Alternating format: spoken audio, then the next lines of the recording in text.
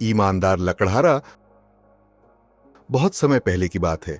एक घने जंगल के पास एक छोटा सा गांव था। उस गांव में रामू नाम का एक ईमानदार लकड़हारा रहता था।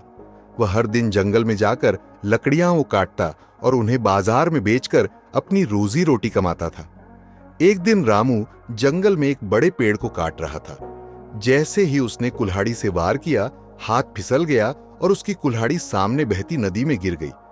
रामू परेशान हो गया। वह सोचने लगा, अब मैं बिना कुल्हाड़ी के अपना काम कैसे करूंगा। वह बहुत दुखी होकर नदी के किनारे बैठ गया और भगवान से प्रार्थना करने लगा, हे भगवान, मेरी कुल्हाड़ी मुझे वापस मिल जाए। अचानक नदी में हलचल हुई और एक चमकता हुआ देवता प्रकट हुआ। देवता ने मुस्कुराकर पूछा, रामू, तुम क्यों रो रहे हो? रामू ने हाथ जोड़कर कहा, मेरी कुल्हाड़ी इस नदी में गिर गई है। वह बहुत कीमती तो नहीं थी, लेकिन मेरे काम का एकमात्र साधन थी। देवता ने नदी में डुबकी लगाई और सोने की एक कुल्हाड़ी निकालकर रामू से पूछा, क्या यह तुम्हारी कुल्हाड़ी है? रामू ने ईमानदारी से जवाब दिया, नहीं देवता, यह मेरी कुल्हाड़ी नहीं है।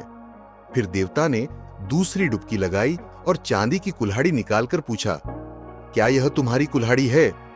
रामू ने फिर सिर हिलाते हुए कहा, नहीं देवता, मेरी कुल्हाड़ी लोहे की थी। आखिर में देवता ने तीसरी बार डुबकी लगाई और लोहे की कुल्हाड़ी निकालकर पूछा, क्या यह तुम्हारी कुल्हाड़ी है?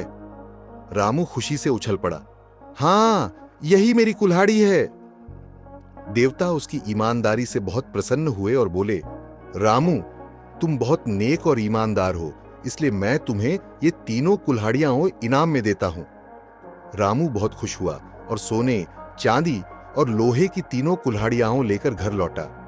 जब गांव वालों को इस बात का पता चला तो वे बहुत प्रभावित हुए और उन्होंने सीखा कि ईमानदारी का हमेशा फल मिलता है। सीख, सच बोलने और ईमानदार रहने से हमें हमेशा अच्छा इनाम मिलता है।